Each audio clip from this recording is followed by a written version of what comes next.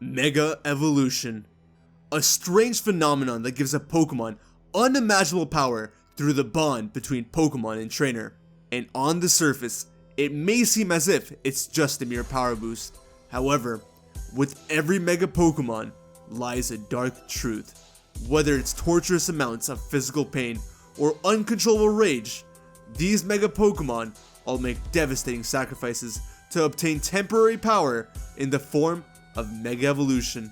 And since the PokeDex is the only thing in the Pokemon world that seems to reveal the truth about Mega Pokemon, we're going to be taking a look at every Dark Mega Dex entry in Pokemon Let's Go Pikachu and Let's Go Eevee to find out about all the indescribable horrors that our favorite Pokemon are going through.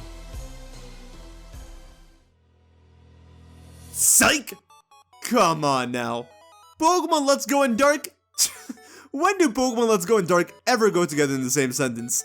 We don't even have any actual Dark-type Pokemon in these games. They're all other versions of previous Pokemon. Yes, it's true. At one point, Mega Evolution was all about Dark Dex entries, and the Pokedex revealed many secrets about certain Mega Pokemon that we otherwise wouldn't have known about. And since not every Pokemon got a Dex entry in the Lola games, Let's Go Pikachu and Eevee gave the first ever Dex entries to some Mega Pokemon and revisited some old Dex entries as well. However, as these games were made to be pretty child-friendly, Game Freak decided to make their Mega Dex entries child-friendly as well. Like, they really toned it down here. I'd go as far as saying that they censored some of them, so while I can't go over Dark Dex entries like how I did last year with Ultra Sun and Ultra Moon, what I can do is go over all the Pokemon Let's Go Pikachu and Eevee Mega Dex entries and give you my thoughts on them. And for the Pokemon that had Mega Dex entries before, I can show you a Dex entry from one of the Lola games and then go over their new Let's Go Dex entry so we can all see how the Pokemon Company went about censoring their dark lore. It's something I want to see for myself, and I think we can have a lot more fun with the video this way. So, with all that out of the way, and for real this time, let's talk about all 15 Mega Dex entries from Pokemon Let's Go Pikachu and Let's Go Eevee, and compare the ones we can to their previous Dex entries.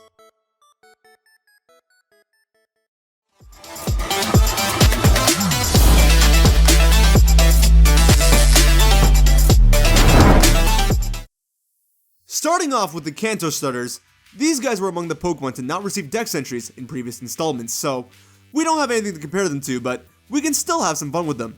Just like how fun it must have been to come up with a design for Mega Venusaur. In order to support its flower, which has grown larger due to Mega Evolution, its back and legs have become stronger. You know, I remember when Mega Venusaur was first revealed to the world, and everyone thought its design was a little underwhelming, but now that I think about it, if they added anything crazy to Venusaur's design, it would probably break the Pokemon. But really, besides its back and legs, what could they have made stronger? Its face? I hope not, or that little flower would probably end up weighing more than me. It'd probably end up being stronger than me too. But I don't gotta be a genius to know that Mega Charizard X is way stronger than me. The overwhelming power that fills its entire body causes it to turn black and create intense blue flames. See, with this Dex entry, all I can think of is Avatar The Last Airbender, and how it taught us that blue flames will always be superior to regular flames. I mean, I guess you could figure that out by observing the real world too, but it sounds like Azula's whole body is filled with overwhelming power, just like our friend Mega Charizard X. But Mega Charizard Y here seems to prefer speed over strength. Its bond with its trainer is the source of its power. It boasts speed and maneuverability greater than that of a jet fighter. Mega Charizard Y being faster than a jet fighter? I don't know about that one, Chief. See, just like Azula and Zuko, the one with the blue flames seems to be better physically in every regard, cause the Dex is a lie. All three forms of Charizard share a speed stat of 100, so either the Dex is lying to us, or Game Freak just nerfed their Charizard riding speed on purpose. But regardless, I still personally prefer Mega Charizard Y over X.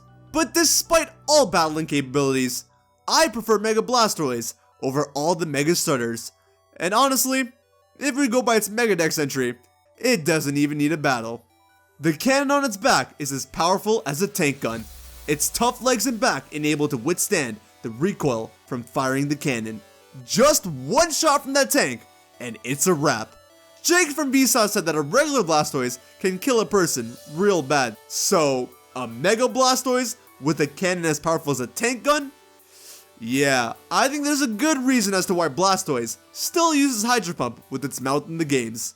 Speaking of games, 2 out of the 3 Kanto Megas that were introduced in Mega Ruby and Alpha Sapphire didn't receive any previous Mega Dex entries either, but one lucky bro managed to sneak his way into the Rotom Dex. It wasn't Mega Beedrill though. It probably would have crushed Rotom before it got the chance to do anything. Its legs have become poison stingers. It stabs its prey repeatedly with the stingers on its limbs, dealing the final blow with the stinger on its rear. I don't know if Game Freak just knew that no one was going to use Mega Beedrill in these games or what, cause admittedly, this one is a little dark, and probably the darkest entry on this list. But hey, it's Beedrill. Guess they have to make it look somewhat cool to the kids so that it appeals to them just a bit. Just wait till it gets its ability back, kids. That's when it shows off its true power. Just like Mega Pidgeot, who probably needs its ability more than Mega Beedrill. With its muscular strength now greatly increased, it can fly continuously for 2 weeks without resting. Ah yes. First the Dex talks about Pidgeot's incredible speed, then Mega Pidgeot's strength and endurance. Yeah, Game Freak 100% knows that they ruined Mega Pidgeot in these games, and are trying to compensate for it by making it sound good in the PokeDex. And Mega Pidgeot, don't worry, you're a great Pokemon, just not in these games. You'll get your time again though. Just ask Mega Slowbro, cause it got its time to shine again with another Mega Dex entry. But to be honest here, Mega Slowbro never really had a dark Dex entry. Like, the darkest it ever got was about how Shellder swallows Slowpoke whole.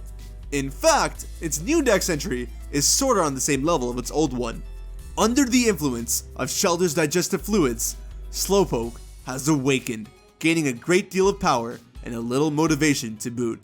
Yeah, extra motivation is there to lighten it up, but besides that, it's around the same thing.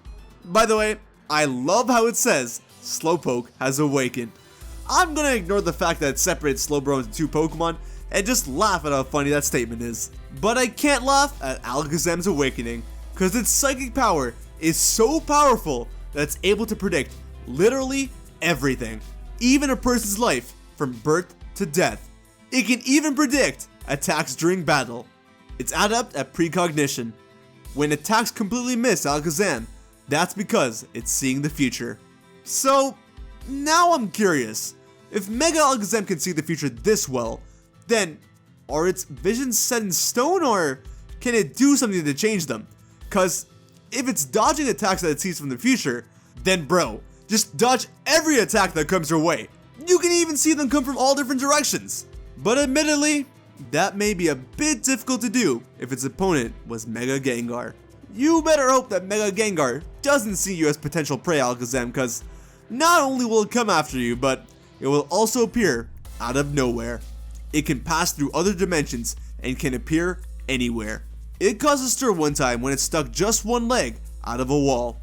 Man, it looks like Let's Go is sticking to the anime version of Gengar, and now it's just a goofball, cause judging by its Let's Go Dex entry, its biggest achievement was pulling a prank on people.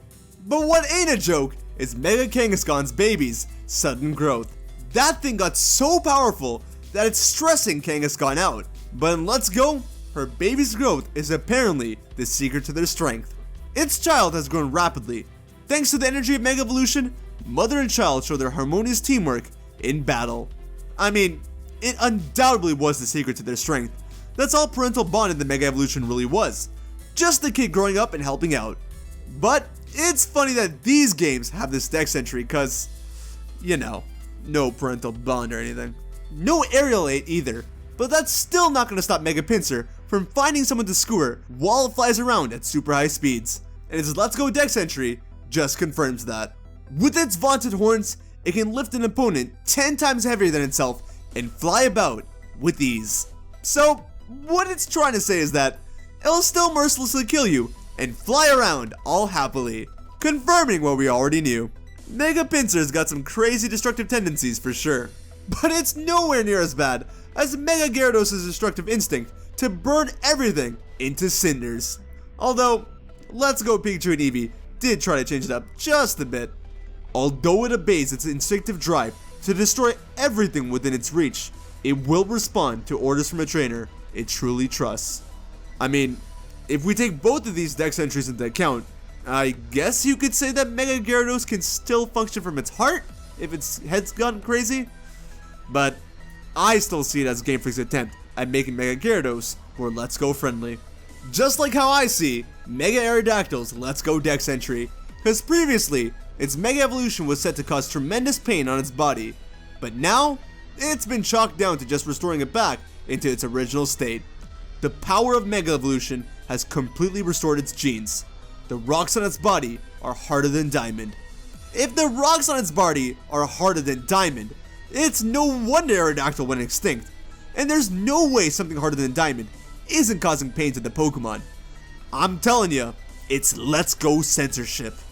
Well, those were all the X and Y Kanto Megas that had previous dex entries, but we're still missing 2 legendary dex entries. Well, dex entries from the same Pokemon, Mega Mewtwo X and Mega Mewtwo Y. Mewtwo wasn't in the Alola Dex either, so it missed out on some super dark dex entries. But you know, if it was there, it would have some of the darkest dex entries in existence. But instead, Let's Go made Mega Mewtwo X into a Super Saiyan Usain Bolt. Psychic power has augmented its muscles. It has a grip strength of 1 ton and can sprint 100 meters in 2 seconds flat. I mean, those legs don't stretch out for nothing. Still, I do find Mega Mewtwo X's physical capabilities to be rather odd.